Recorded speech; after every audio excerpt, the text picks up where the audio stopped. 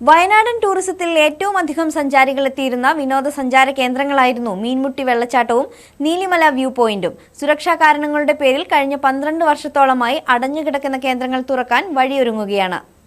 എത്രയും പെട്ടെന്ന് കേന്ദ്രങ്ങൾ തുറക്കുന്നത് പ്രതീക്ഷയോടെ കാണുകയാണ് പ്രദേശവാസികളും.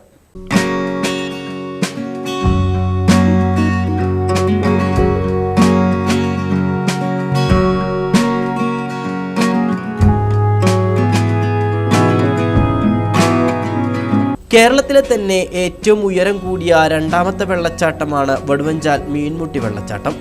ഇവിടുത്തെ വിദൂര ദൃശ്യം കോടമഞ്ഞൊഴുകിയെത്തുന്ന പർവ്വതനിരകൾക്കിടയിൽ നിന്ന് ആസ്വദിക്കാൻ സഞ്ചാരികൾ എത്തിയിരുന്നത് നീലിമല വ്യൂ പോയിന്റിലേക്കാണ്.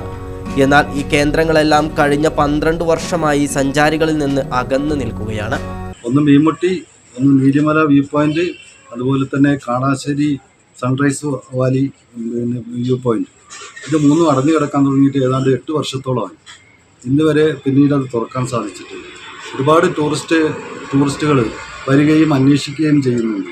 മേപ്പാടിയിൽ നിന്ന് ഇങ്ങോട്ട് ഒറ്റ ടൂറിസ്റ്റുകളും വരുന്നില്ല എന്നുള്ളതാണ് ഒരു വസ്തുത. അത് കാരണം ഇവിടുത്തെ കച്ചവടക്കാർ, ഈ വടുവഞ്ചാൽ ടൗണിലുള്ള അല്ലെങ്കിൽ ഇതിൻ്റെ പ്രാന്തപ്രദേശത്തുള്ള ചെറുകിട കച്ചവടക്കാരും കൃഷിക്കാരും എല്ലാം വളരെയധികം ബുദ്ധിമുട്ട് അനുഭവിച്ചുകൊണ്ടിരിക്കുന്നു.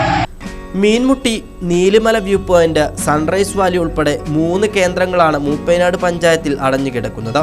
ടൂറിസം മേഖലയ്ക്ക് വലിയ മുന്നേറ്റമായിരിക്കും ഈ കേന്ദ്രങ്ങൾ തുറക്കുന്നതിലൂടെ സാധ്യമാകുന്നത്. കേന്ദ്രങ്ങൾ തുറക്കാൻ പുതിയ പ്രതീക്ഷകൾ നൽകിക്കൊണ്ട് പുതിയ വനം സംരക്ഷണ സമിതി നിലവിൽ വന്നിട്ടുണ്ട്.